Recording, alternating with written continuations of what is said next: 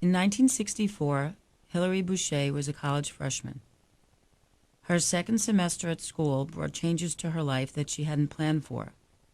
She became pregnant at the age of 18 and spent the months waiting to give birth that would end in adoption with approximately 40 others like herself at a home for unwed mothers.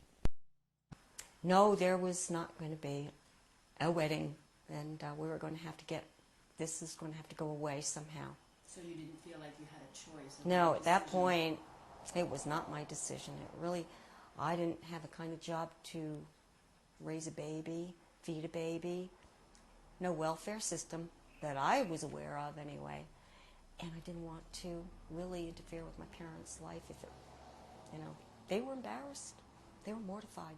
He was born January 5th, 1965. My mother came up in the car to get me in a snowstorm with her best friend Edie. And we drove back to Connecticut, pulled over on the Merritt Parkway, and met the social worker in her car. I think it was, I don't know if we got off an exit or what, and I changed him, fed him, and just passed him out car door. And he was how old then? He was a newborn. He was probably 6 or 7 days old. Just released from the hospital that morning. That was that. It was just that cut and dry. So, At the age of 60, Hilary was finally in a place to take the risk and deal with the consequences, good or bad, that might result from this search. the decision was finally it just hit me right in the face when I finally did it. And I don't think it just happened that way before. It was always like in the back of my mind, but I just, it was a big one. It was big. When she started the search, her son had recently moved, which prolonged the process. Fortunately, I finally wrote him a letter to his old address in Canada. And then I started to give up and thought, I'm going to have to pay for someone to do a search. And just about that time, I got a phone message one Tuesday night. Hi, Hillary. This is David Mills calling. Hopefully that name sounds familiar. I just received a letter from you tonight, and I look really forward to talking to you.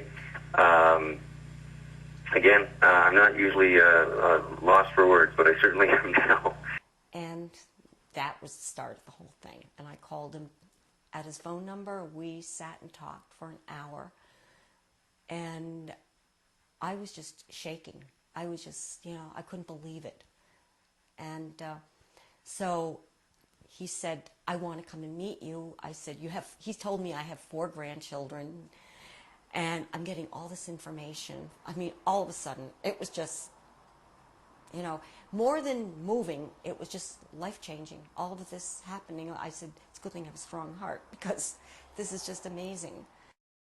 During their first conversation, Hilary was thrilled to learn that 41 years later, Dave still had the pink bunny she crocheted for him. If you need that closure, if it's important, go for it. I would encourage people to go ahead, go for it. Be ready for heartbreak. Be ready to take it. But that's the thing you really have to set your mind to. Okay, I've been through a lot. I can go through more, but sometimes it's definitely worth it.